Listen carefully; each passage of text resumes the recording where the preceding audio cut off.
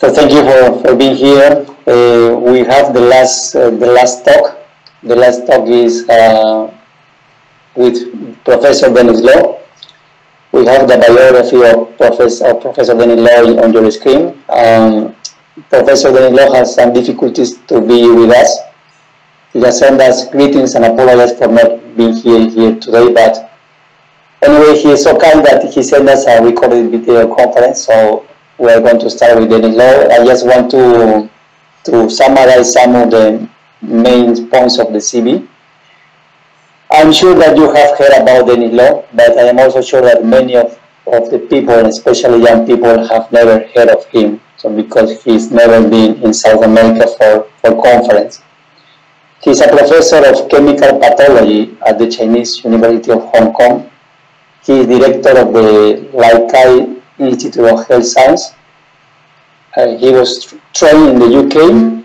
He completed the preclinical degree at Cambridge University. He finished at his PhD at Oxford University. He is well known because he discovered the cell-free fetal DNA in the mother's blood. And with this discovery, he changed the face of prenatal diagnosis. So every paper which is published about cell-free fetal DNA has to mention the extraordinary work of Dennis Law. In recognition of his work, Professor Law has received numerous international honors and awards. He was elected a Fellow of the Royal Society in 2011 and a Foreign Associate of the U.S. National Academy of Sciences in 2013. In 2016, Professor Law was selected as the winner of the inaugural Future Science Prize Life, a prize which is regarded as Chinese Nobel Prize. He was also the first Chinese recipient of the Pundan Songzi Science Award in 2019, a prize which identified future winners of the Nobel Prize. In 2016, he was named as one of the 20 top translational researchers. Translational researches means that the research is moving quickly to the clinical scenario.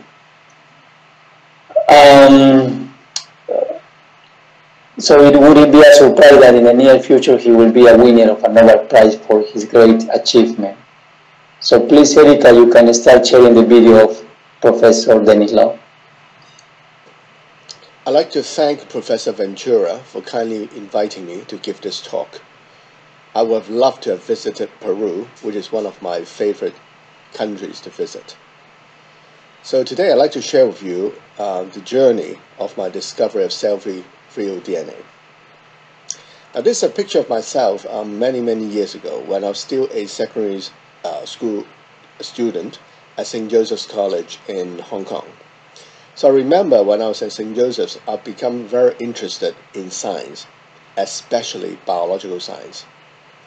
And actually at that time, I remember the biology textbook that we have has many pictures of famous scientists in its pages.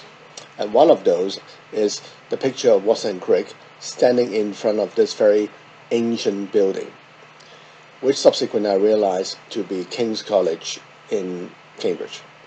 And so I became very fascinated in Cambridge about how this university could train generation after generation of very good scientists. So I've decided that after my graduation from St. Joseph's, I would actually go to Cambridge. And I was very fortunate to have been accepted by Emmanuel College, which at that time was 400 years old. And here it shows a very lovely picture of Emmanuel, and you can see that it has many ducks on its grounds. Actually, one of the famous things about Emmanuel is that it has very nice ponds where the duck like to play.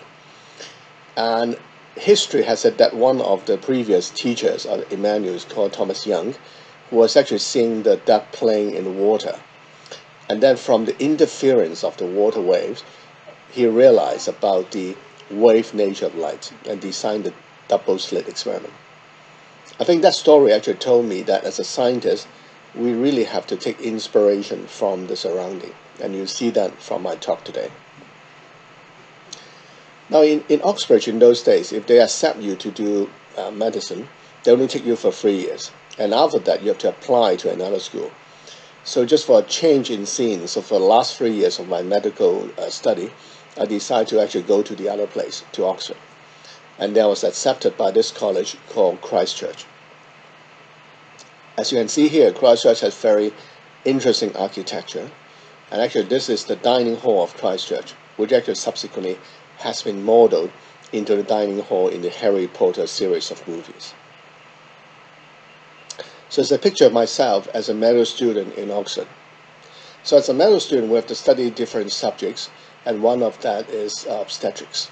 So I learned about how when a woman is pregnant, she of course will be very concerned about the health of the baby. And then one of the tests which was very established at that time was amniocentesis, in which you stick a needle into the uterus and then take some sample for testing. But every time you do that, there's a risk of harm to the fetus. And because of that, as a young medical student, I was thinking was that any possibility for us to develop a new generation test which is safer. For example, by taking a blood sample from a mother. And so I was wondering whether it's possible that the baby might release some of its cells into the bloodstream of mother. But the question is, how do you tell those are fetal cells?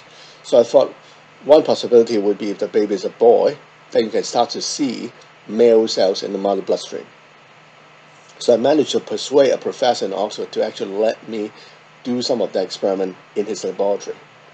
And this is one of those experiments in which we use a dye, which is a probe, which will bind a male cell.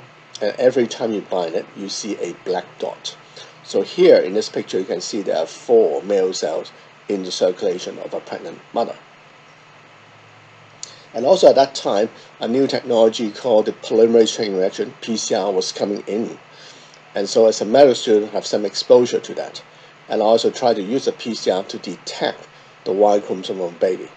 I actually managed to publish this work in the Lancet just in the year when I qualified.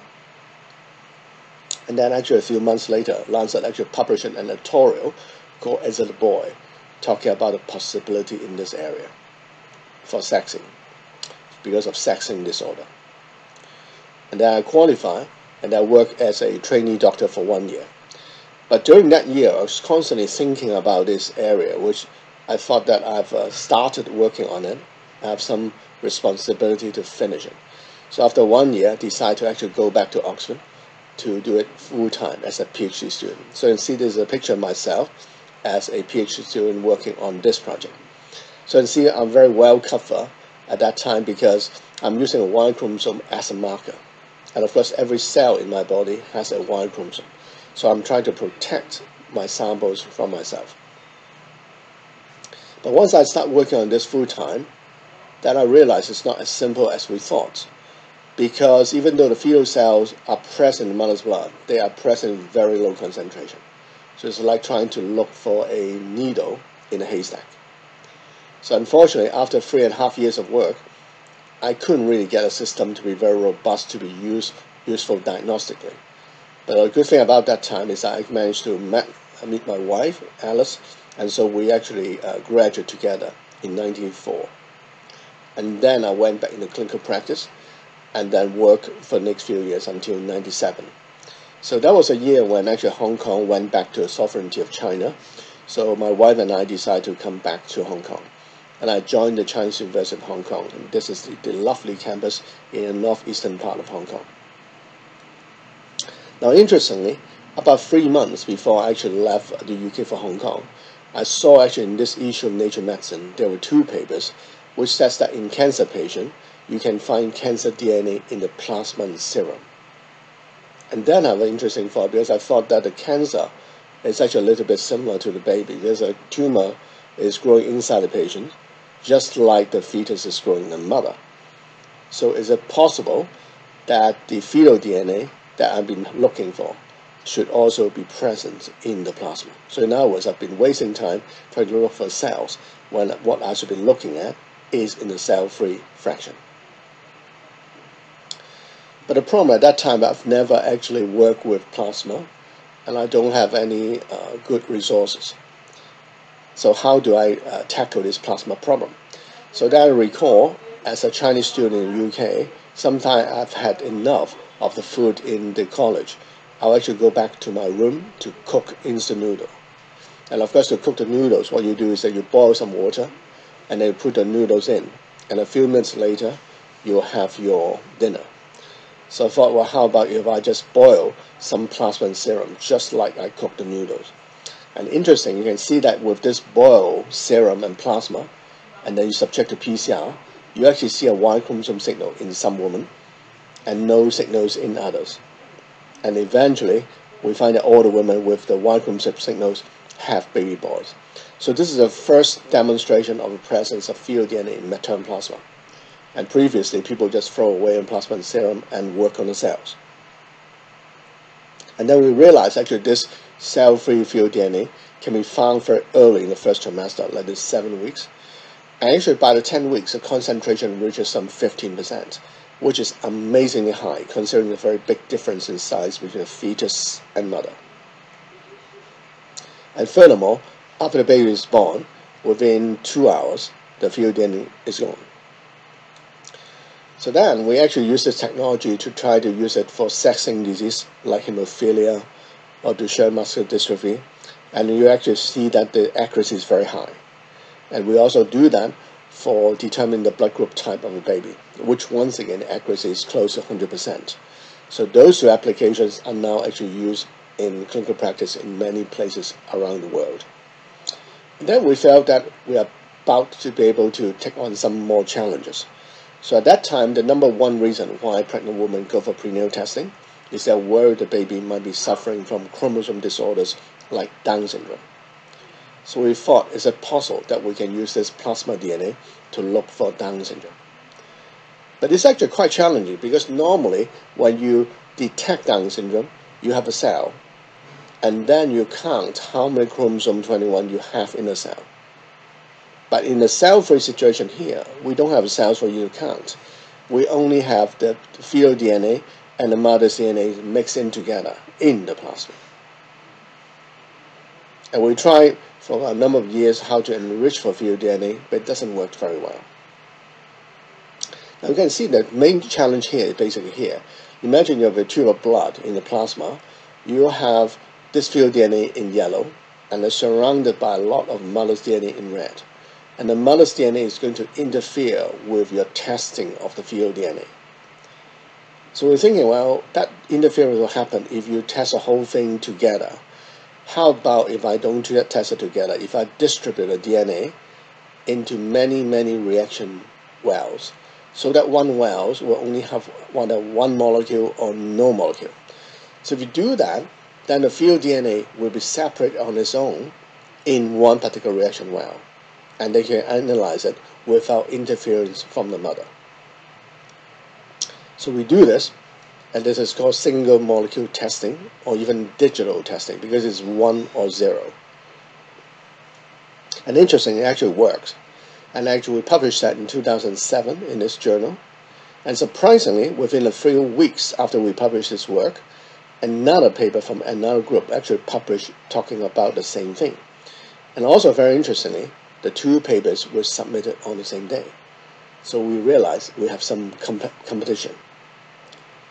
But one of the problems with this digital PCR analysis, even though it works, is that you typically would design a pair primer for a gene on chromosome 21, and then you look at that.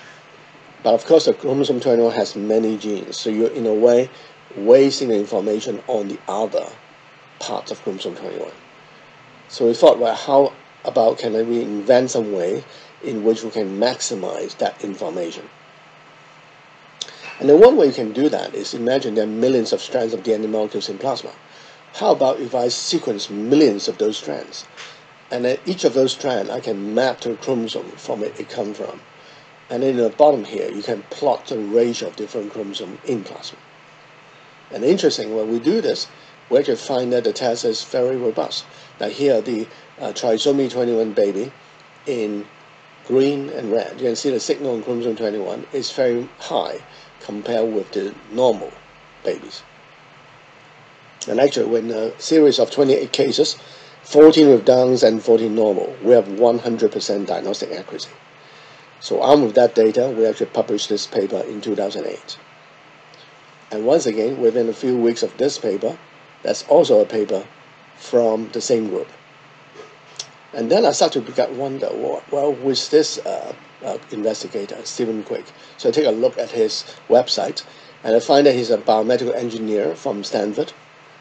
And interestingly, he actually also graduated from Oxford, and in the same year, 94. So I went back to my wife and told her about this. And she very insightfully actually dig out this picture in which we were there. And strangely, Steve Quick is over there. It seems somehow the fate actually brought us together. Now, interestingly, actually, a few years later, I was lucky to be elected in the U.S. National Academy of Science. And I remember I saw my name on the list, and of course I was very excited. But looking lower down the list, I actually saw Steve Quick's name. And so this is a picture of ourselves at the ceremony of the National Academy of Science. It seems once again fate has brought us together. So now back to the science. So basically we have shown that in this prototype test that we can detect Down syndrome very accurately by sequencing in maternal plasma. So next question is we want to push it out into clinical practice. And so we spent the next few years working on a clinical trial, which actually was completed in 2011. And actually the diagnostic accuracy of the test was over 99%. So we think that it is really exciting. But the problem is that being in a university, I can't provide the service myself. So I have to somehow transfer technology to a company. And of course, a company won't work with us unless we have some sort of patents, which we've also learned how to write. But unfortunately, sometimes we do make mistakes. For example, our university initially actually licensed it to a British company, which actually didn't do anything on it for a few years. And then they returned it to us. They thought that the patent was rubbish. But luckily, eventually I actually went to a meeting in Thailand and met this gentleman who is Professor Charles Cantor, who is a chief scientific officer of a company called Sequenom. And then we start talking and working together. And eventually, actually, Sequenom licensed our technology. On the other side, in Stanford, of course, they have a lot of experience with intellectual property. So they licensed their technology to a company which was acquired by Illumina. So now basically you have the two companies having similar patents. And so they start to fight with each other. And eventually the two companies settle, and then the two sides decide to actually pull in all the patents. So now there will be easy access to the non-invasive prenatal testing intellectual property. So the test was actually first launched in the autumn of 2011. And now it's actually available in many countries around the world, and many millions of tests are done every year. Now, for example, in China alone, about 1/3 of all babies born actually went through non-invasive prenatal testing. And how about Hong Kong, which is my home city? So I actually work with a number of my students, like Tony Yong and 2 other students, and we actually established a company called Excelome, which actually stands for Extracellular Genome, to provide high-quality NIPT to Hong Kong. But of course, the problem is that some pregnant women are not able or unwilling to actually pay for a service to private companies. And so in 2019, we actually decided to actually transfer the intellectual property free of charge so that the government can provide free service to a number of pregnant women every year. And so that service is now actually taking place in this new hospital called the Hong Kong Children's Hospital, which is very lovely and in the Victoria Harbour side. So it seems that the goal that I set for myself when I was still a medical student in the UK has largely been done. But the question is, what beyond Down syndrome? So we're trying to push this technology to a limit. The answer is, you say, can I sequence the whole genome of a baby using this method? Now this is actually a tough nut to crack because the baby's genome is fragmented into millions of pieces and released in the mother's plasma and then mixed in with the mother's DNA, which is also fragmented. And the baby's and mother's DNA are very similar. So we have been thinking about this for a few years, but couldn't think of how do we do it. Until actually one day I actually went to see this movie with my wife. And I remember this movie is in IMAX, in 3D. So I remember I was in the cinema with the 3D glasses on, and then waiting for the movie to start. And then I remember the Harry Potter sign fly out towards me. And then my eye was actually caught to the left-hand side here in this H, which actually looked like parachromosome to me. So I realized actually for any genomic region of a baby, it basically can have two parts, one half from the father and one half from the mother. So basically to crack this fetal genome problem, you need to have two algorithms, one for the father side and the other for the mother side. Now for example, imagine if this picture is the father's genome and this one is the mother's genome. So baby will have one half from father and one half from the mother. So now, if you are going to look into the mother's plasma, then the mother's plasma has a lot of mother's DNA floating around, like here. And then you're trying to crack the fetal genome, which is in yellow there. So remember, we need two algorithms. So the first one is for the father side. So what we do is that we look at the father's genome and look at the mother's genome. And they're trying to find things which is only present in the father side, but absent in the mother side, but which is easy to find, like the flower. And then we go into the mother's blood, and then actually we hunt for that flower. So every time you find a flower, there's a little bit of the material that baby has inherited from father. And then you zip all the flowers together, and out come the father's half of the baby's genome. Now how about mother's side? Mother's side is more difficult because the baby's DNA is swimming in this ocean of mother's DNA. So any flower that the baby has inherited from mother, the mother will have it herself. So you cannot use the first algorithm. You have to use something else. So basically what you do is that when you look at the mother's genome, you can look at the left-hand side and right-hand side. And normally they should be present in ratio 1:1. So imagine if the mother passes on the right-hand side of the baby, and the baby releases a little bit of that back in the mother's blood. The inside mother's blood, there should be more right-hand half compared with left-hand half. So basically what you do is that you go into the mother's blood, and then you count the number of halves. So the half which is in excess is a half inherited by the baby. So that's the theory. The question is, does it work in practice? So to test that, we actually recruited a couple who are both carriers of beta-thalassaemia. And the mother is 12 weeks pregnant. And we take some blood from her and do the DNA sequencing. Now just to show you how difficult this project is.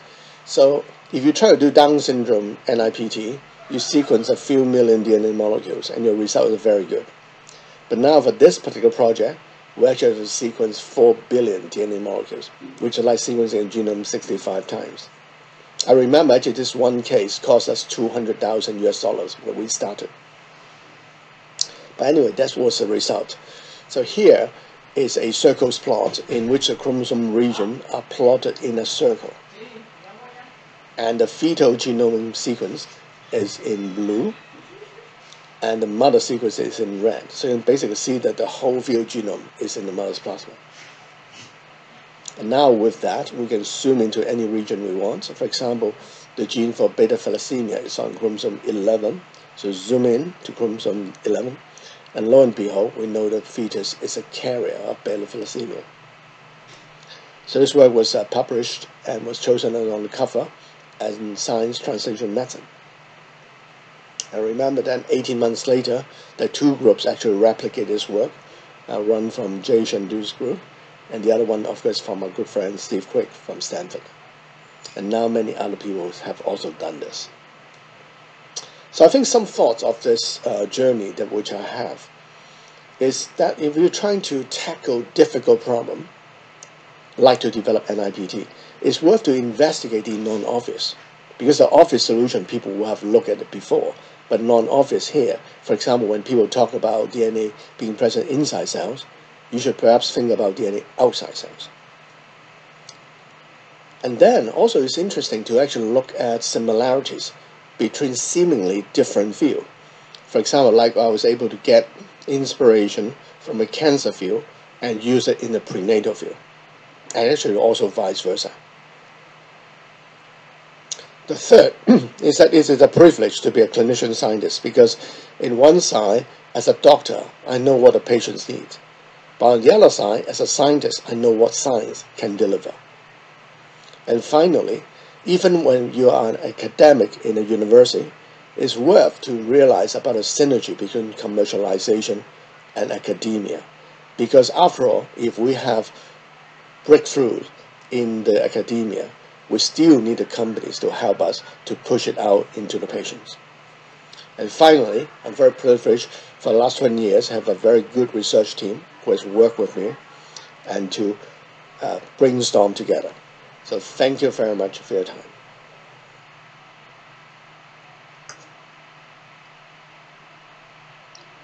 Bueno, terminamos la conferencia del profesor Denis Law. Estoy seguro que los ha movido, porque es una conferencia inspiracional que nos cuenta cómo él empezó con este viaje a través del descubrimiento del ADN fetal libre. El profesor Denis Law es un científico renombrado. Cuando tenía alrededor de 32 años puso su primer artículo en la revista Lancet, que fue justamente el descubrimiento del ADN fetal libre en sangre materna. El profesor Denis Law se ha disculpado por no estar presente con nosotros por varias cuestiones, pero nos ha autorizado para colocar una foto que hace muchos años, cuando visitó Perú con su esposa. Esta foto representa mucho, representa de que él tiene una estima especial por Perú, pero también representa de que gente importante como él, renombrada como él, debe visitarnos no solamente por nuestro pasado, sino también por nuestro presente, por lo que hacemos día a día. No solamente debemos de promovernos por nuestro pasado, sino por lo que hacemos actualmente. Entonces estoy seguro que esta conferencia los ha cambiado, tanto como me cambió cuando tuve la oportunidad de conocerlo en el año 2012.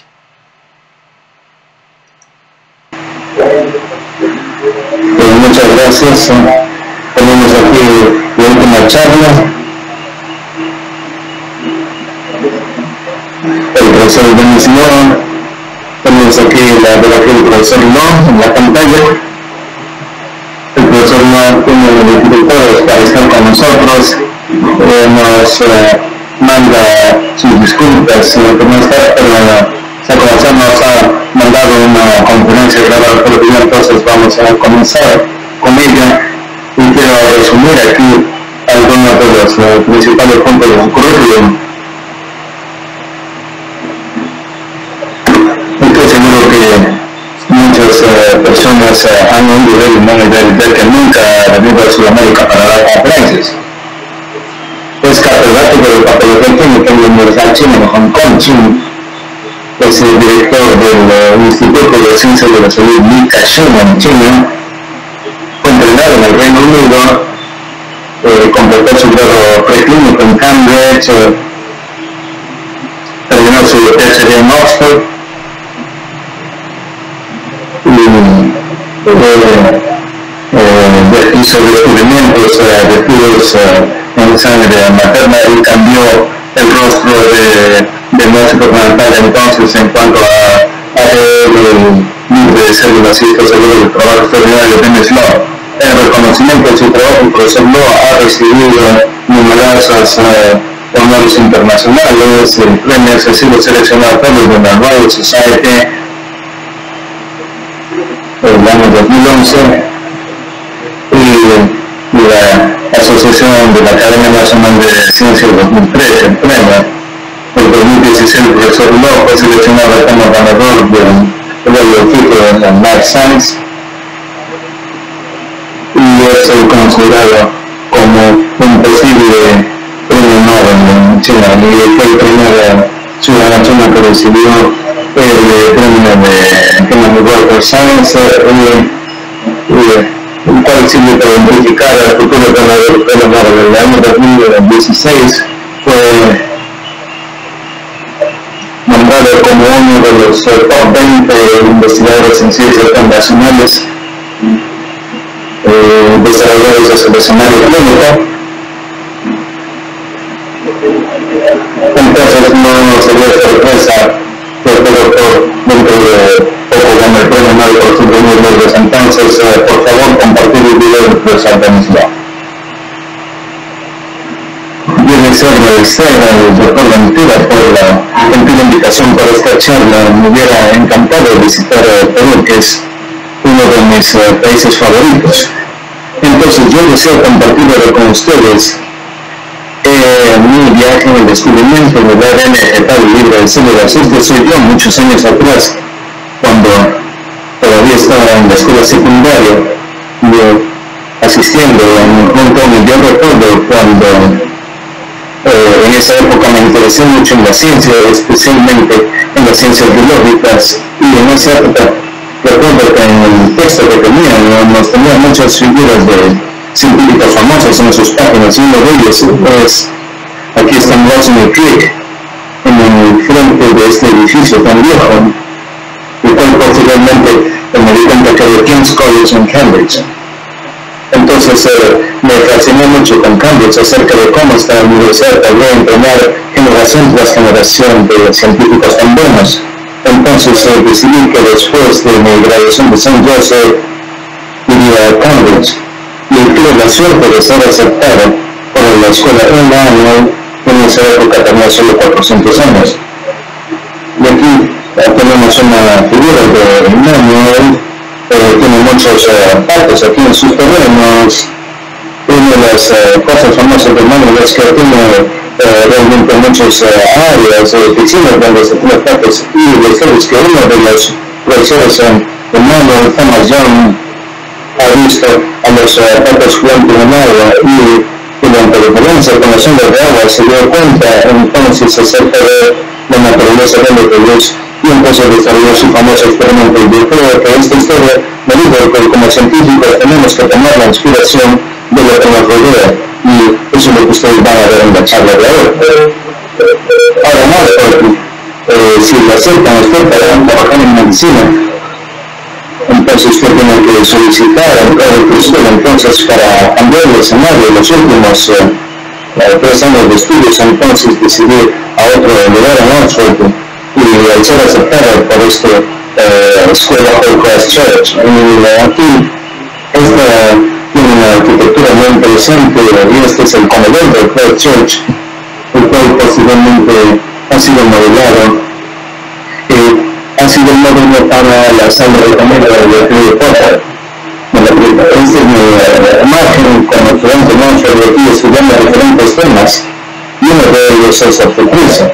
Entonces aprendemos acerca de cómo cuando la mujer está gestando, por cierto, está muy preocupada acerca de la salud del bebé. Y una de las pruebas que estaba establecida en esa época era antes en los entonces en ser una aguja en el útero, y se toma muestras para revelación, pero cada vez que lo hacemos hay el riesgo de daño al feto. Y debido a esto,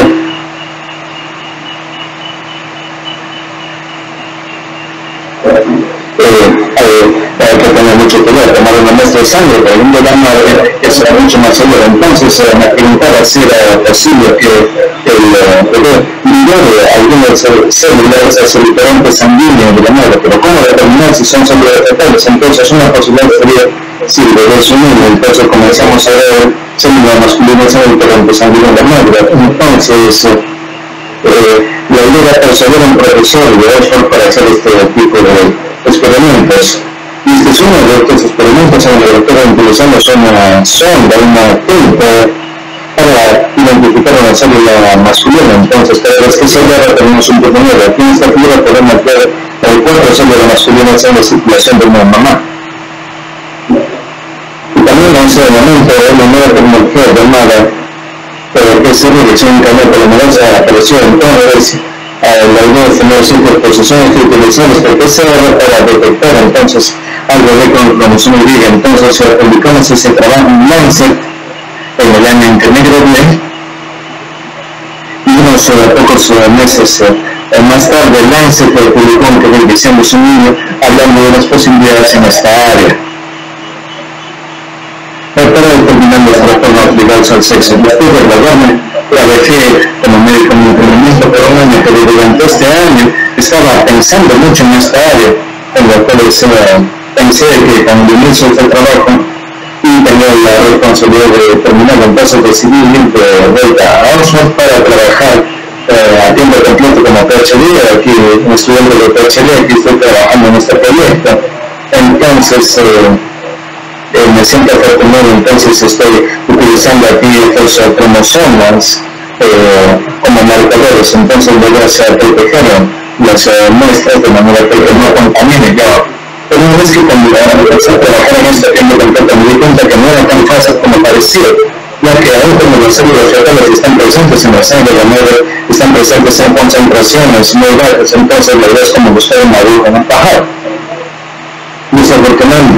Afortunadamente después de 3 años y medio de no pude tener un sistema de suficiente de cumplimiento de diagnóstico, pero bueno, tuve la suerte de conocer a mi esposa, nos graduamos juntos en 1944 y luego entré en práctica clínica y trabajé por algunos años en esto en 1997. Ese fue un año cuando Hong Kong retornaba a la soberanía de China, entonces mi esposa y yo decidimos retornar a Hong Kong y en la Universidad China de Hong Kong aquí tenemos una vista panorámica de su campus. Ahora es interesante señalar que unos 3 meses antes de salir del Reino Unido vi en este número de Nature Medicine 2 artículos que decían que pacientes con cáncer pueden encontrar ADN de cáncer en el plasma y en el suelo. Entonces, esto me pareció interesante porque pensé si el cáncer, que es un poco similar al dolor, es una suerte de tumor que está creciendo en el útero de un paciente, al igual que el feto está creciendo en su mamá. Entonces, es posible que el ADN fetal, que es lo que estamos buscando, debiera estar presente en el plasma. Entonces, estaba perdiendo tiempo buscando células cuando lo que tenía que buscar era la fracción libre de células. Pero el problema es que en esa época jamás yo hubiera trabajado con plasma y no tenía buenos recursos. Entonces, ¿cómo enfrentar este problema del plasma? Entonces a veces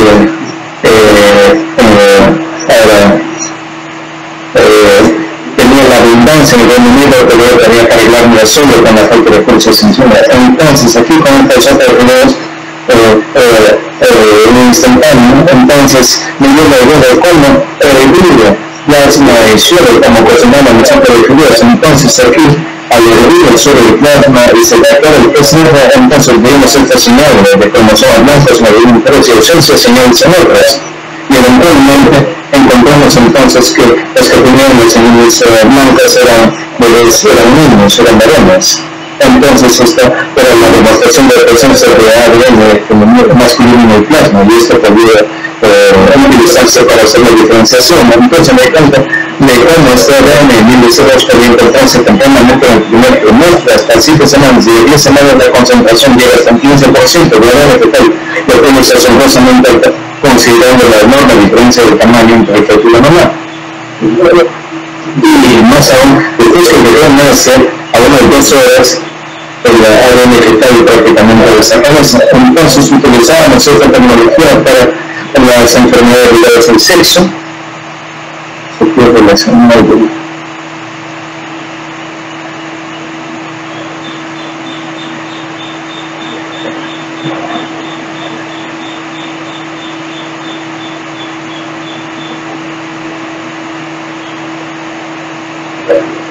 Y esta es una cosa que puede hacerse en diferentes partes del mundo. Luego nosotros encontramos que podíamos detectar algunos retos más grandes y la razón principal por la cual las mujeres van a pruebas prenatales es sin deber tener trastornos cromosómicos tales como el síndrome de Down. Entonces pensamos que esta era una competencia es utilizar el ADN del plasma para buscar el síndrome de Down. Pero esto era todo un reto porque no solamente se trataba de las células y luego ver cuántas cromosomas 21 están presentes en las células, pero en esta situación no tenemos células para contar, solamente tenemos aquí el ADN fetal y el ADN materno que se están mezclando en el plasma.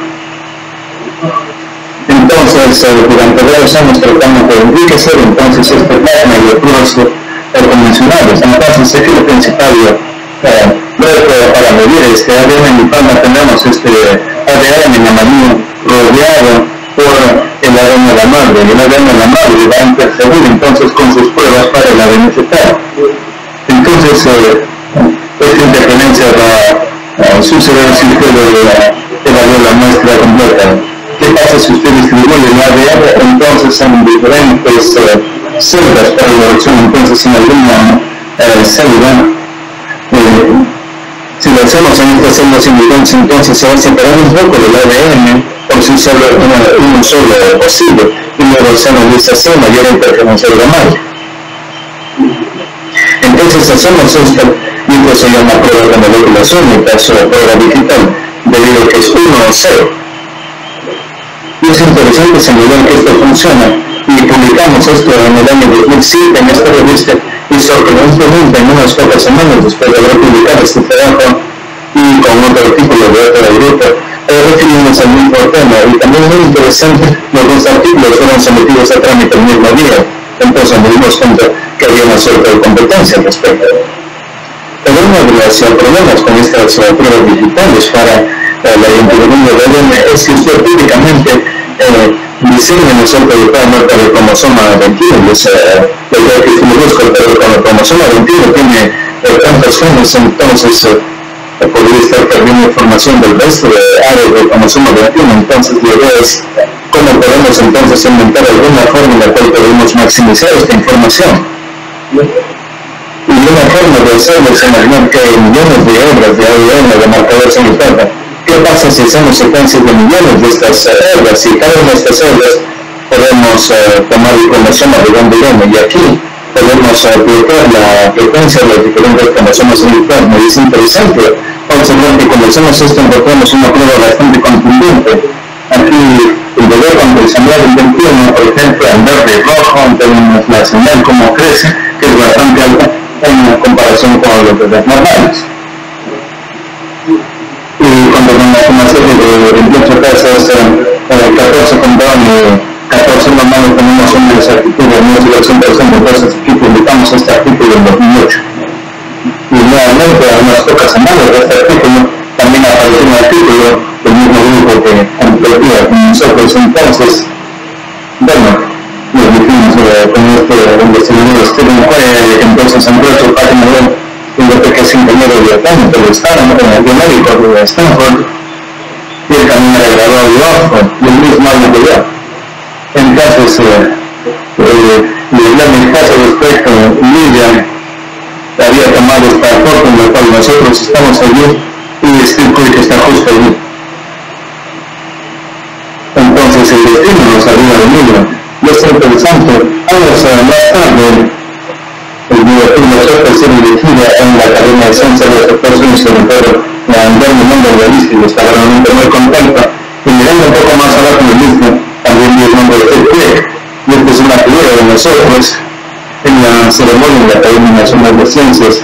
Para hacer que nuevamente el destino nos compete a nuestro investigador. Entonces, nivel de la ciencia, los vemos aquí en esta prueba prototipo que podemos detectar el síndrome de Down con bastante exactitud, consecuencias en el plasma materno. Entonces, la siguiente pregunta es, ¿cómo producir esto de práctica clínica? Entonces, pasamos los siguientes años buscando en estudios clínicos. Entonces, esto fue completado en 2011. En la exactitud del músculo de la prueba superior al 99%. Entonces esto realmente es muy excitante, pero estando en la universidad no podemos dar el servicio directamente, entonces también fue la una compañía y la compañía trabaja con nosotros y por consideramos la patente, y esto es una cosa que tiene que trabajar con mucho cuidado. Por cierto, cometimos muchos errores. Primero, obviamente, si es una compañía británica que dice nada respecto a la paciente pero eventualmente fue una reunión en Tailandia y conocí a este caballero que es el profesor Charles Campbell, que es el jefe de una compañía llamada Whole-Genome, y comenzamos a conversar y trabajar juntos, y eventualmente el Whole-Genome obtuvo la licencia para nuestra tecnología. Pero por un lado, en Stanford, y con mucha experiencia con la red intelectual, entonces la licencia de la segunda licencia de una compañía comprada por el mundo. Entonces básicamente tenemos acá dos compañías que tenían patentes celulares, entonces empezaron a competir entre sí. Eventualmente las dos compañías hicieron un acuerdo y los dos decidieron reunir los patentes, entonces ahora podría dejar el acceso a tratar con tales no invasivas y su propiedad intelectual. Entonces, la prueba fue lanzada en el otoño del 2011 y ahora está disponible en muchos países en todo el mundo y hay muchos millones de pruebas que se hacen todos los años. Por ejemplo, en China solamente como una tercera parte de los bebés que nacen pasan por esta prueba prenatales no invasivas. Y luego cerca de Hong Kong, que es una ciudad natal. Entonces, trabajo con varios de mis alumnos como yo. Nosotros hemos establecido una compañía en Nueva Zelanda, que no más que la celular para dar esta calidad para Hong Kong. Pero la idea es tener la promesa de que algunas gestantes no van a dejar pagar por servicio, no van a poder pagar el servicio a compañías privadas. En mi caso, en 2019 decidieron transferir la propiedad intelectual en forma gratuita, de manera tal que el Estado puede dar el servicio de forma gratuita a gestantes. Y esto tiene lugar en este nuevo hospital, en el Hospital de los Niños de Hong Kong. Es un excelente en el lado del puerto, en Victoria.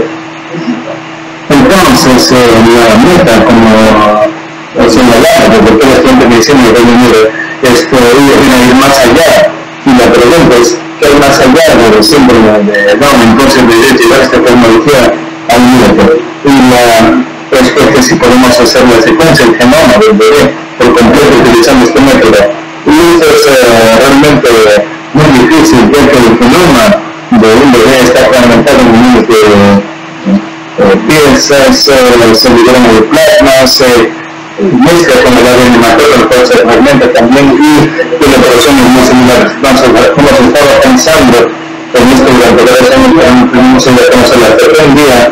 Fui a ver esta película con mi esposa y de repente esta película está en Amazon en 3D. Entonces, como esta semana, cuando estoy viendo de tercera dimensión, entonces mientras esperábamos que la película comience, y entonces recordé el signo de Harry Potter volándose y me quedé aquí interesado en este X, la cual parece un palo con las llamas, pero a mí entonces me doy cuenta que para calcular el genómica que puede básicamente puede tener aquí dos mitades, una mitad de un papá y la otra mitad de la mamá. Entonces básicamente aquí con esta caracterización de genomas hay dos algoritmos, uno para la parte paterna y otro para la materna. Entonces, por ejemplo, imagínense esta figura, es el genoma del papá y este es el genoma de la mamá. Entonces, el bebé va a tener la mitad del papá y la mitad de la mamá. Entonces, ahora, si usted vamos a mirar el plasma de la mamá y luego el plasma de la mamá, tiene aquí esta enorme cantidad de ADN, entonces la idea es dividir el genoma fetal, que está en amarillo, entonces recordar. Los mexicanos son todos, entonces el primero es el fetal, entonces miramos aquí el genoma del papá y el genoma de la mamá. Y tratamos de encontrar cosas que están presentes solo en el lado paterno y ausentes en el lado materno. Y esto es más fácil de encontrar, como el caso de la flor aquí. Y luego vamos entonces hacia la sangre de la madre y luego buscamos esta flor, entonces cada vez hay un poco de material genético de cerebro y si tenemos todas las flores juntas sí podemos eliminar, entonces podemos eliminar.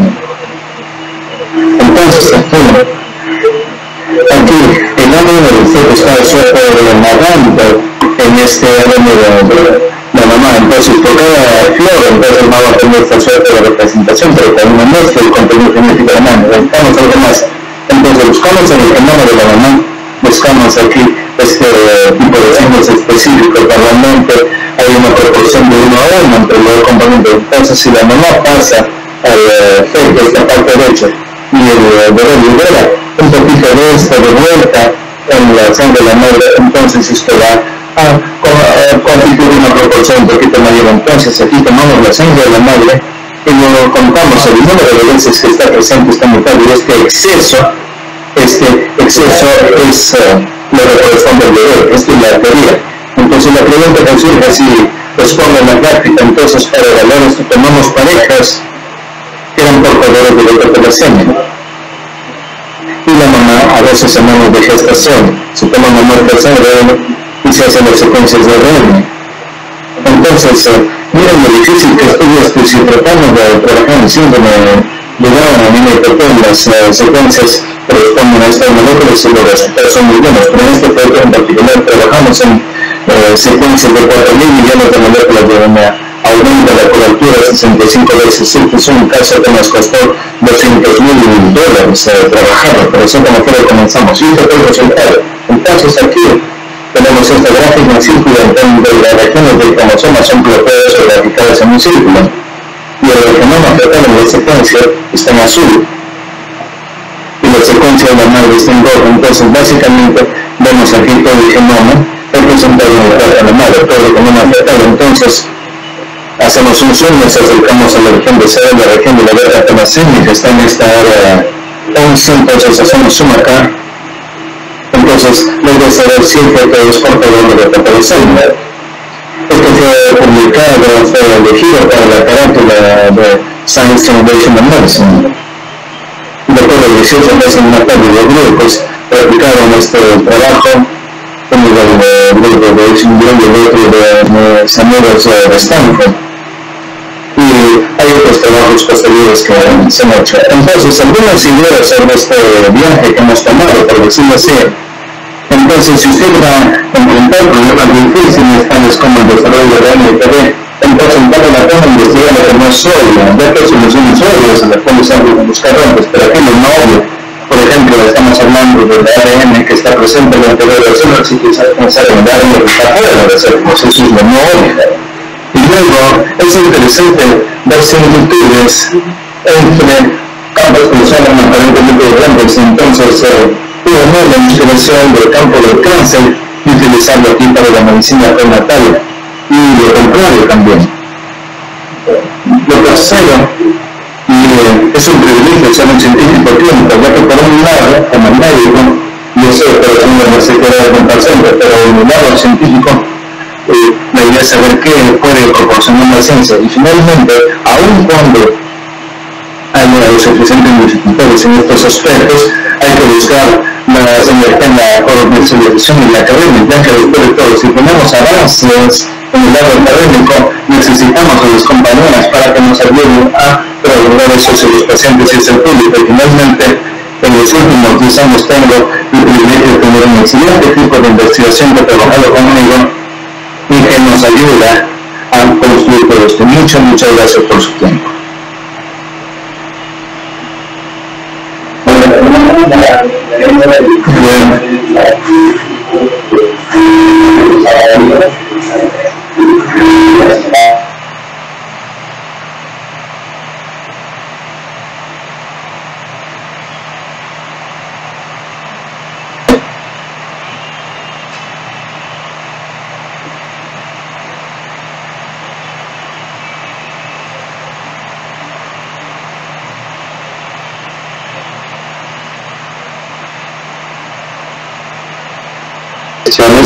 Que nos ha utilizado para colocar una foto que hace muchos años cuando visitó Perú con su esposa.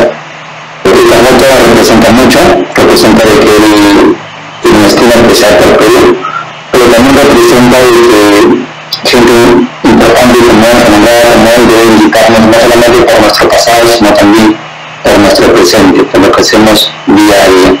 No solamente debemos de promoverlo por nuestro pasado, sino por lo que hacemos actualmente. Entonces estoy seguro que esta conferencia los ha cambiado, tanto como me cambió cuando tuve la oportunidad de conocerlo en el año 2012.